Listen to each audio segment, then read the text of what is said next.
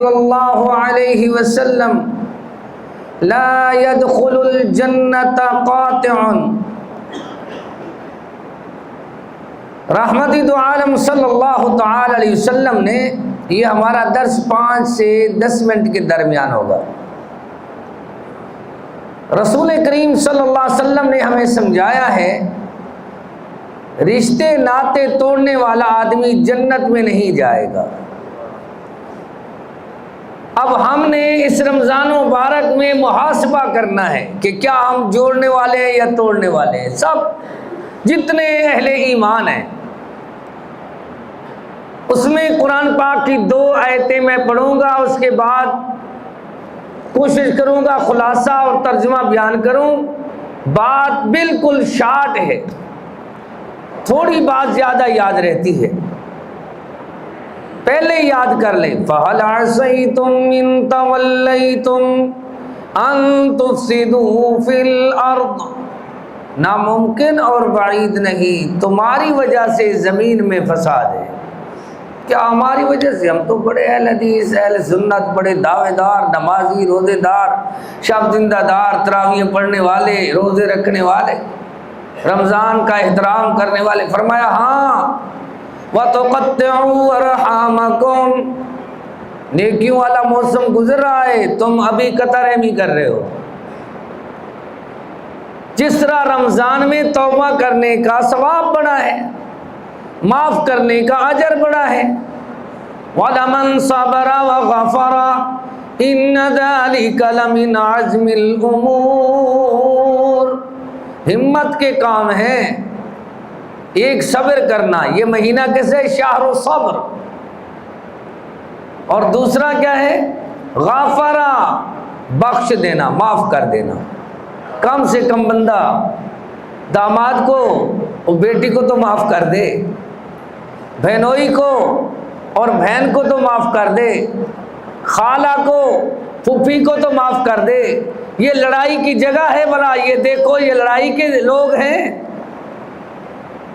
مرد ہو کر عورتوں سے لڑتے ہو، مقدمات ہو رہے ہیں بہن کے خلاف. رمضان بھی گزر رہا ہے، کچھ لحاظ ہونا چاہیے. ہم روز درس سنتے ہیں. وَتُقَطِّعُوا أَرْحَامَكُمْ. تم قطع رحمی کیوں کرتے ہو؟ کیوں کی ہے؟ اب پھٹکار کے لیے تیار ہو. 3 سزائیں ہیں، 3 بڑی بڑی. أُولَئِكَ الَّذِينَ لَعَنَهُمُ اللَّهُ. ایک تو پھٹکار مار ہے، لعنت کی بھرمار ہے. جدھر جاتے ہیں دھتکارے جاتے ہیں، بس برکت نہیں ہے. 3 قسم کی سزا ہے لڑنے جھگڑنے والوں کو جو فیملی پہ لڑتے ہیں. کیسی 3 قسم کی؟ ایک تو فرمایا تم توڑو گے اللہ تمہیں توڑ دے گا، جوڑو گے رشتے اللہ جوڑ دے گا، مسلم شریف میں. ایک فرمایا اس طرح کرو، صحت چاہتے ہو تو پہلے نیت ٹھیک کرو، رشتہ داروں سے جڑ جاؤ. مال میں برکت چاہتے ہو، دوسری بات تو پھر رشتہ داری سے جوڑو. بری موت سے بچنا چاہتے ہو تو پھر بھی رشتہ داری سے جڑ جاؤ. جتنی تمہارا دل کرے اپنے تحفظات بنا لو. جی تم نے اپنوں سے لڑائی کرنی ہے تو بری موت سے تمہیں کوئی نہیں بچا سکتا. خطرناک بات ہے. دوسرا نقصان کیا ہے؟ فَأَسَمَّهُمْ. یہ سچ سن بھی نہیں سکتے. وَأَعْمَى أَبْصَارَهُمْ. حق دیکھ بھی نہیں سکتے. ایک آیت کا تو خلاصہ کچھ سمجھ آیا. فَهَلْ عَصَيْتُمْ إِن تَوَلَّيْتُمْ أَن تُفْسِدُوا فِي الْأَرْضِ. ناممکن بعید نہیں تمہاری وجہ سے زمین میں فساد ہے. پہلی وجہ یہ وَتُقَطِّعُوا أَرْحَامَكُمْ. اچھا جب میں لڑتا ہوں نا کسی سے تو لوگ میرے مسلک سے بھی دور ہو جاتے ہیں، میرے عقیدے سے، عقیدہ توحید سے بھی دور ہوتے ہیں، اتباع رسول سے بھی دور ہوتے ہیں. کون ہے اپنے بھانجوں کو، بھتیجوں کو، اپنے رشتہ داروں کو صحیح العقیدہ ہونے سے دور کرنے والا؟ میں ہوں نا. یہ بڑی پھٹکار ہے. لوگوں کو دین سے دور کرنا تو دور کی بات ہے، تم اپنوں کو اسی لیے سمجھایا کہ لوگوں خیال کرو، اللہ نے خاص بات سمجھائی ہے والذی، اب 3 باتیں دوسری آیت کی پھر بات ختم کرتے ہیں۔ والذین صبروا ابتغاء وجہ ربہم، وہ لوگ جو ثابت رہتے ہیں، ثابت قدمی توحید میں، وہ کیا کرتے ہیں؟ تھانے کچہری کی دوڑ نہیں لگاتے، لوگوں کی غیبت میں وقت ضائع نہیں کرتے۔ وجہ ربہم واقاموا الصلاۃ، ان کے دل میں ہوتا ہے 2 رکعت نفل پڑھیں گے، مشکل اللہ آسان کر دے گا۔ سیدنا ابراہیم علیہ السلام کو نمرود نے ریاست سے نکالا، باپ نے گھر سے نکالا، آگے جس ریاست سے گزر رہے تھے ادھر کے کافر حکمرانوں نے سیدہ سارہ کو چھین لیا۔ اب جب اکیلے ہوئے تو کیا کیا؟ بس 2 نفل پڑھی۔ کیا پڑھی؟ سلام پھیرا تو سیدہ سارہ صحیح سلامت واپس۔ پوچھا سارہ تو اکیلی گئی تھی؟ جی، یہ سہیلی کیسے؟ فرمایا یہ تو آپ کی دوسری بیوی ہے نا، آپ نے 2 نفل پڑھی ہے۔ کیا پڑھی ہے؟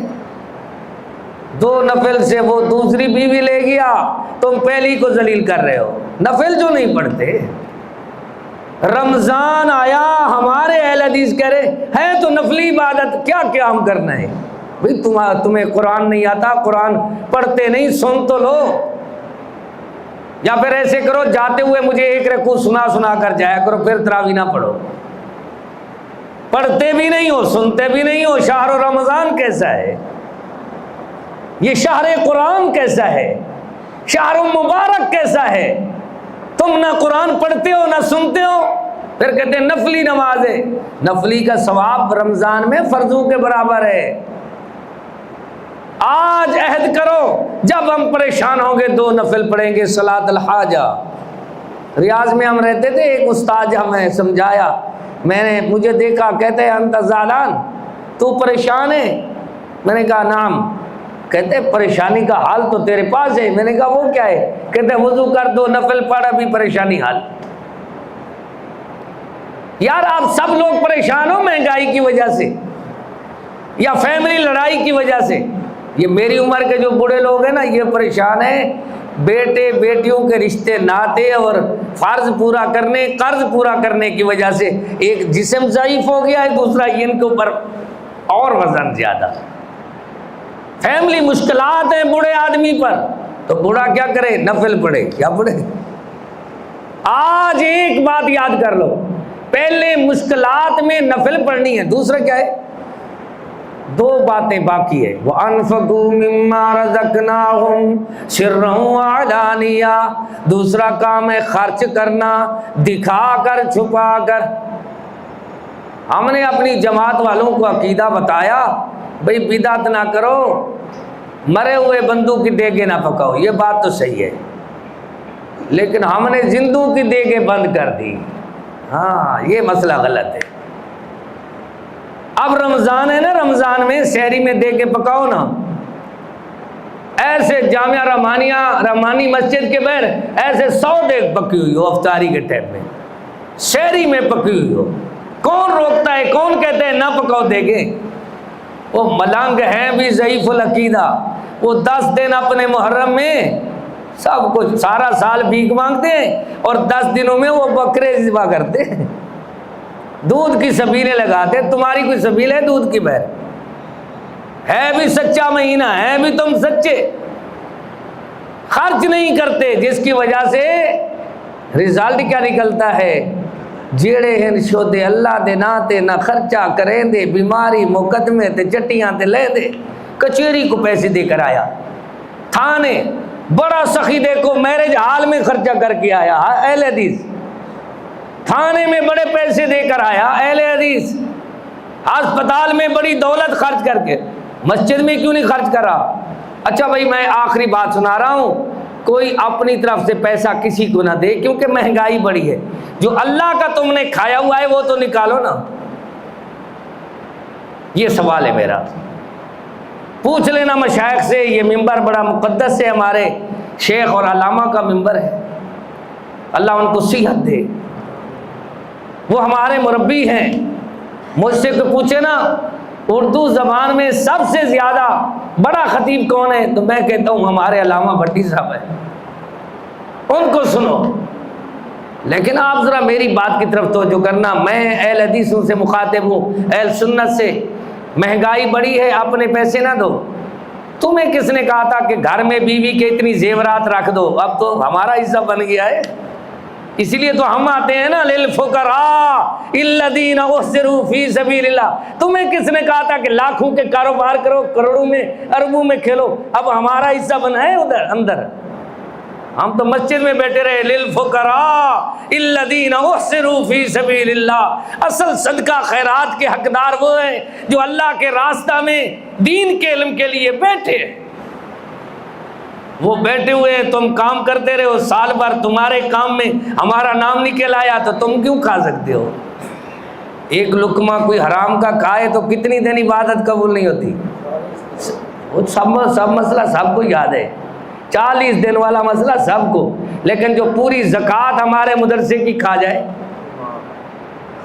جو بیوہ کا حصہ زیورات میں کھا جائے، جو یتیموں کا حصہ زکوٰۃ، جس طرح روزہ تمہیں فرض نظر آتا ہے، نماز فرض نظر آتی ہے، تو حج فرض نظر آتا ہے، بڑے بڑے دولت مند حج پہ جا رہے، لیکن زکوٰۃ کون دے گا بھائی؟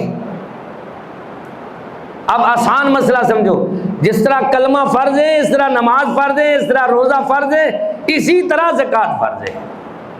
آخری ہے یدرؤون بالحسنۃ السیئۃ، اس کی تشریح میں نے پہلے کی ہے کہ لوگوں کی برائی کا جواب بھلائی سے دو۔ اللہ سے دعا کرتے ہیں اللہ ہمیں حوصلے دے، اللہ ہمیں حوصلے دے۔ جو پتھر مارتے ہیں ان کے لیے محبوب دعا کرتے ہیں، اللہ تعالیٰ سے دعا کرتے ہیں اللہ ہم سب کو صحیح صابر بنا دے، خاص کر رمضان میں۔ اللہ کرے سحری افطاری میں اعتکاف میں کوئی نمازی نہ لڑے، ورنہ ہماری مسجد میں تو کوئی نہ کوئی لڑ ضرور پڑتا ہے۔ اللہ کرے یہ صابر بن جائیں، اللہ کرے سحری افطاری اعتکاف میں میری بہنیں جتنی ہیں سب آئیں، ان کو بلڈ پریشر نہ ہو، صابر بنے۔ دوسرا کیا ہے؟ اللہ کرے ہم جس طرح اپنے آپ کا محاسبہ کریں، اپنے مال کا بھی محاسبہ کریں۔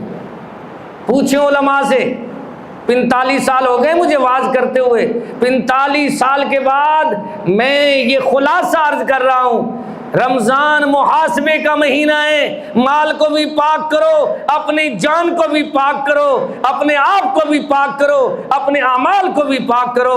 ربنا تقبل منا انک انت السمیع العلیم وتب علینا انک انت التواب الرحیم، وآخر دعوانا ان الحمد للہ رب العالمین۔